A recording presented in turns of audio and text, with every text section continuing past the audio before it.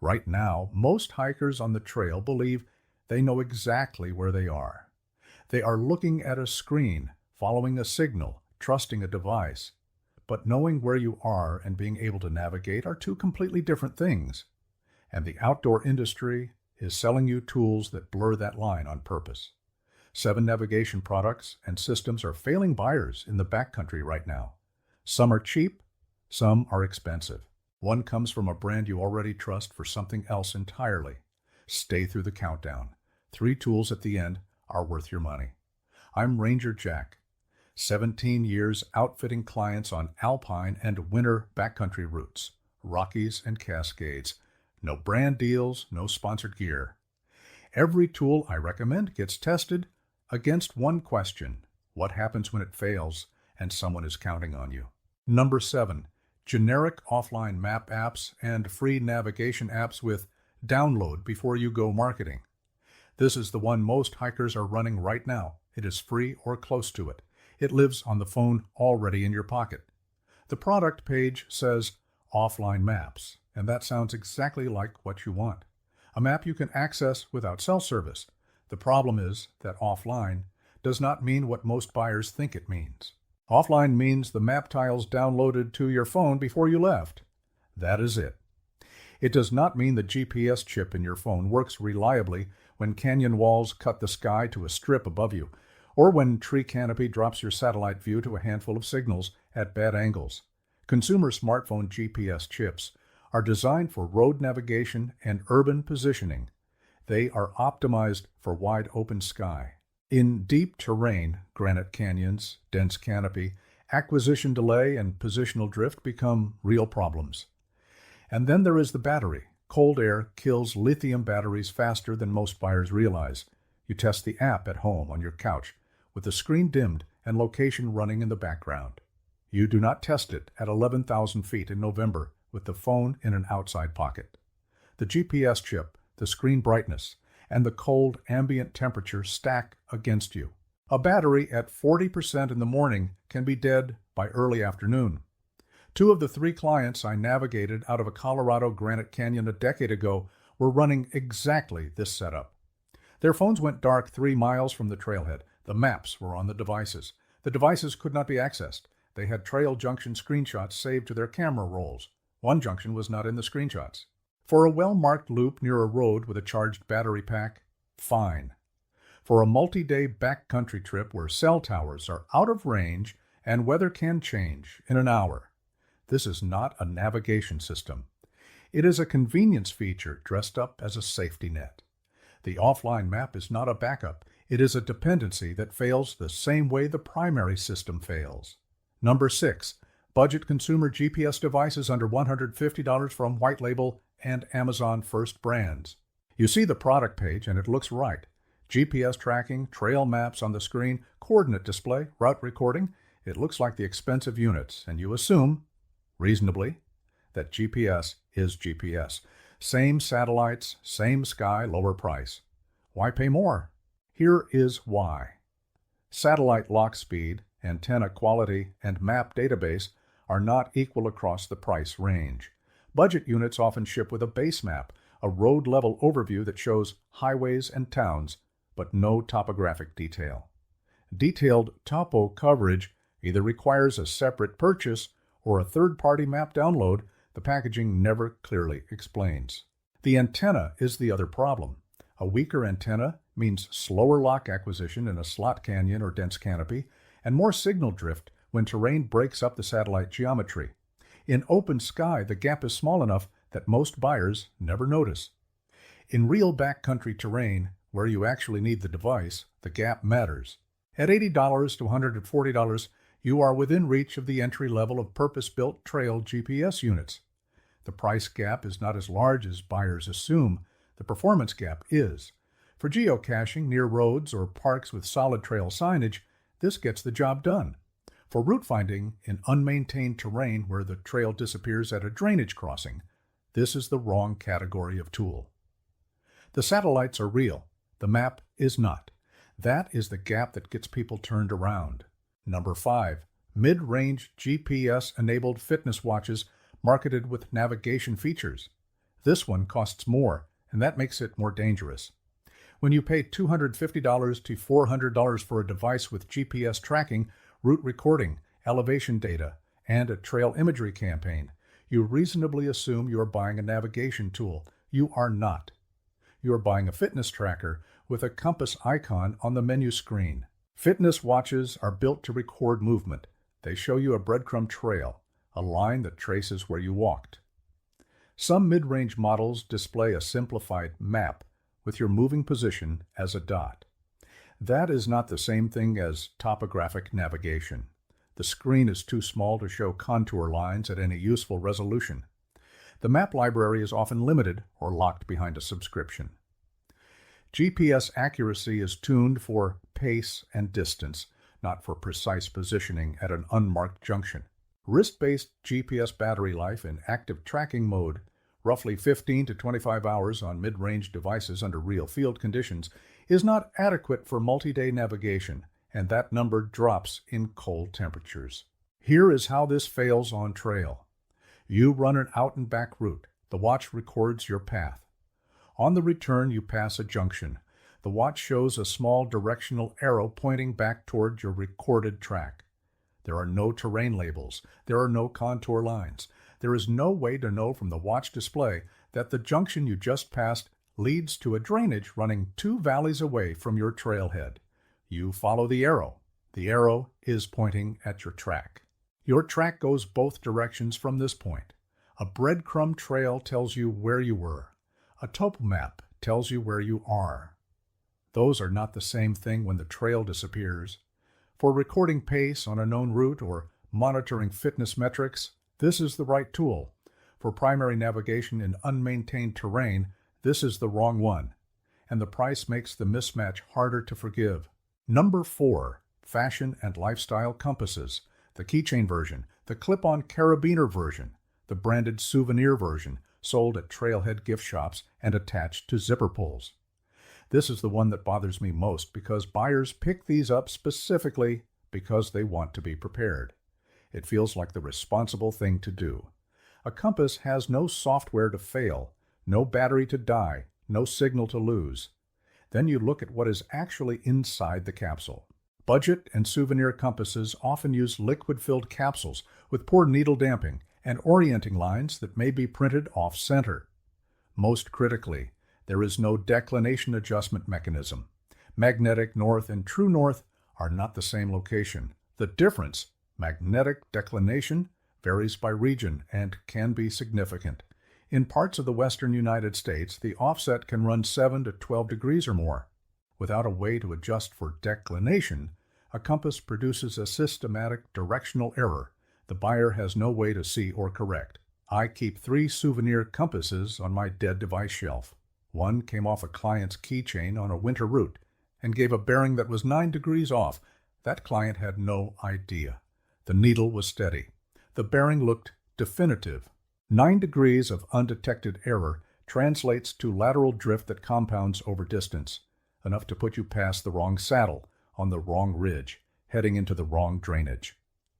No base plate ruler means you cannot take an accurate bearing off a map.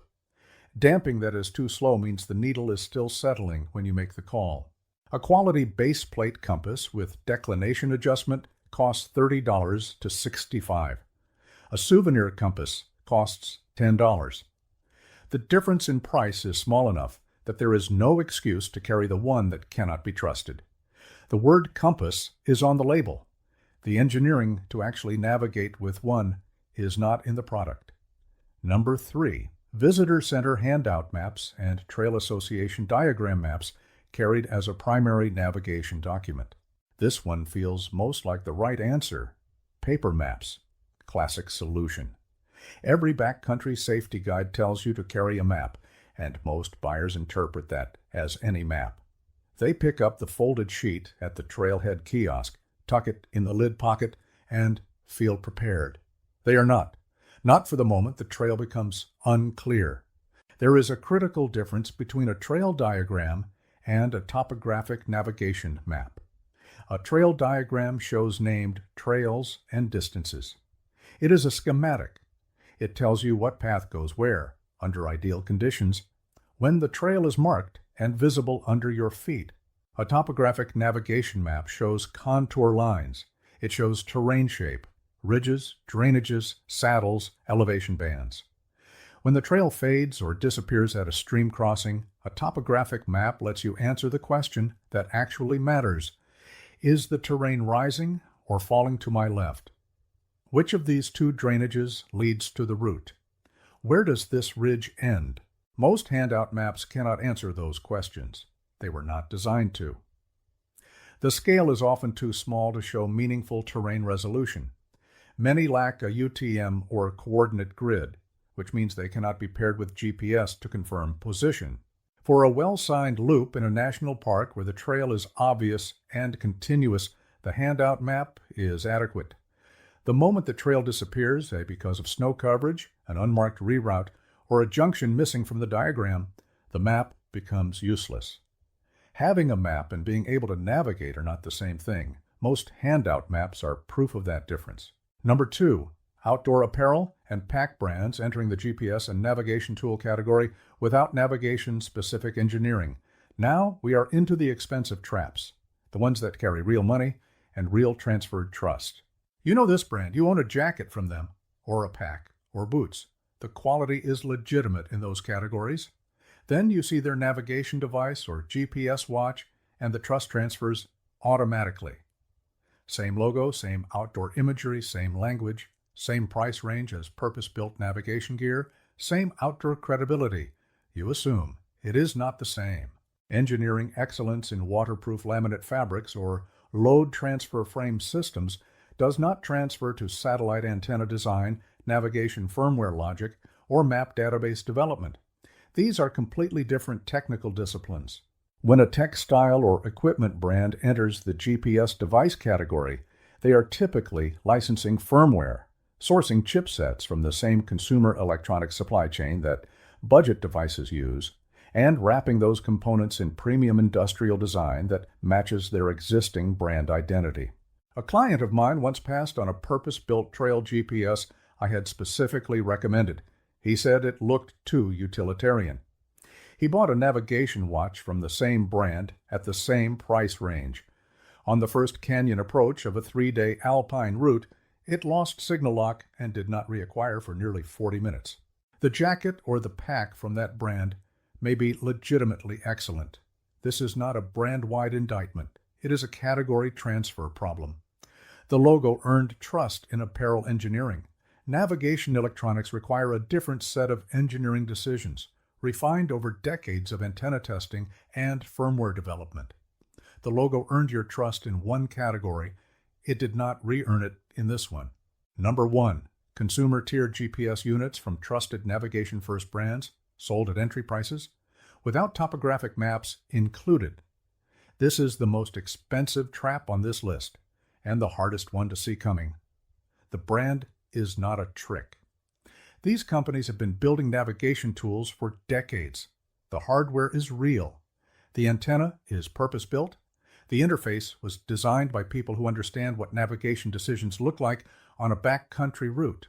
And then you get home, turn it on, and try to navigate to a ridge with the device you just paid $280 for.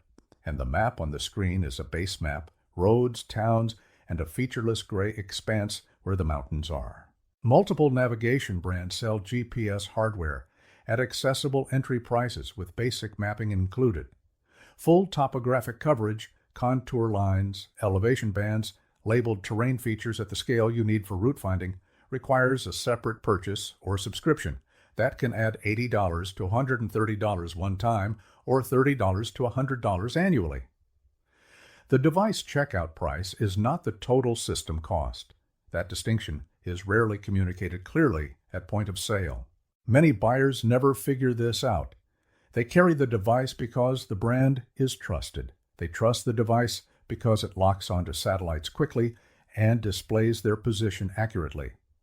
What they do not realize is that the accurate position is displayed on a background with no terrain context. They are carrying a $300 device performing the job of a free smartphone app. And my dead device shelf has 2 of them to prove it. The hardware is real, the map is not included, And no one told you that in the store. That is what to avoid. Here is what actually works. A dedicated trail GPS from a navigation-first manufacturer with full topographic maps verified and installed before you leave. Not a fitness watch that records routes. Not a premium design wrapped around a budget chipset. A device built specifically for terrain navigation with an antenna designed for canyon and canopy acquisition, displaying 1/24,000 scale topo coverage that shows contour lines, drainage patterns, and labeled terrain features at a resolution you can actually use at a junction. That is the complete navigation system. The price range, $250 to $400 with maps confirmed, is identical to the inferior alternatives listed above. You are not paying more. You are buying the right thing instead of the wrong thing. This is what goes into client hands on day one of every multi-day route I run, and I take no payment from anyone to say that. The second tool is a quality base plate compass with declination adjustment.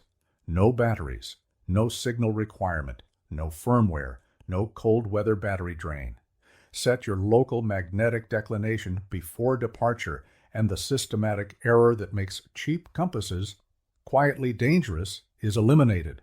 A transparent base plate with an orienting arrow and base plate ruler lets you take accurate bearings directly off a topo map.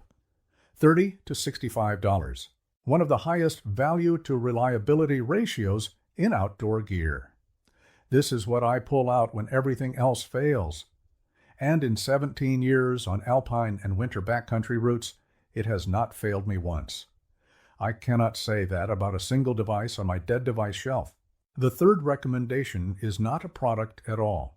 It is USGS 7.5-minute topographic maps, printed and protected in a waterproof sleeve or lamination. Free to download. Available for nearly every square mile of U.S. terrain. Contour detail sufficient for serious route finding in unmaintained terrain. No battery, no signal, no paywall, no subscription expiring in the field. The skill to use them, taking a bearing off a topo map, reading terrain shape from contour lines, identifying your position without a satellite, is not a gear purchase. It is a skill that costs time to develop, and no device on the market replaces it. The Colorado group I navigated out a decade ago had a GPS unit and 3 smartphones between them. What got them home was a printed topo and a compass bearing in deteriorating visibility. Every other tool I carry is a backup to those 2 things.